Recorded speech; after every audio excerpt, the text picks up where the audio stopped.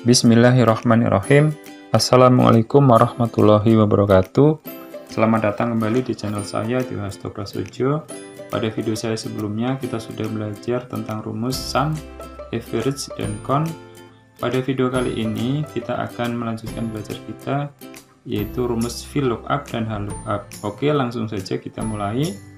Yang pertama, VLOOKUP. VLOOKUP ini adalah rumus yang berfungsi untuk menyalin data secara vertikal. Sebelumnya harus kita siapkan dulu tabel bantunya. Ini misalkan saya siapkan tabel bantunya, ya headernya ada di atas ya, yang berwarna kuning ini, sedangkan data ada di bawahnya. Ini ada kode, nama barang, harga, dan satuan.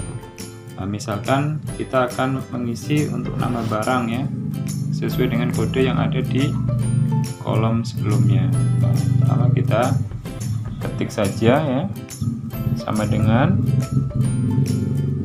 VLOOKUP ya, kurung buka, kemudian kita klik saja ini kode yang sesuai dengan yang ada di sebelah kiri ya, kemudian titik 2.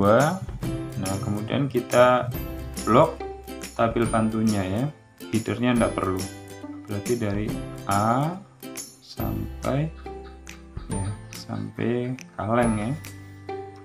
Nah, kalau sudah, kita bisa mengunci dengan menekan Fn F4. Nah, biar nanti ke bawahnya tidak berubah untuk ring datanya ini. Kemudian titik koma lagi ya. Kemudian kita lihat, ini kan nama barang, pada tabel bantu ini nama barang berada pada kolom kedua. Kita ketik aja angka 2, kemudian titik koma lagi, terakhir kita ketikkan false, kemudian enter. Nah, ini udah muncul nama barangnya beras ya untuk kode A. Untuk ke bawah bisa kita copy saja ke bawah. Nah, sudah keluar semua sesuai dengan kode yang ada. Bisa kita cek ya, ini B minyak sayur ya, misalkan D susu, dan seterusnya. Sekarang untuk harga caranya sama, bisa kita copy dulu rumusnya biar lebih cepat ya. Kita copy ya, kemudian taruh sini, dipastekan ya. Ini beras tinggal kita ganti kolomnya ya. Kalau harga kan pada kolom ketiga, berarti kita bisa ganti dengan kolom 3 saja, yang lainnya sama. Enter. Kemudian kalau mau di copy bisa ke bawah. Untuk satuan juga sama, tinggal kita pastikan rumus tadi, kita ganti di sini ya, kita ganti kolom ke 4 ya. Nah, ketemunya satuan kilogram, bisa kita kopikan ke bawah.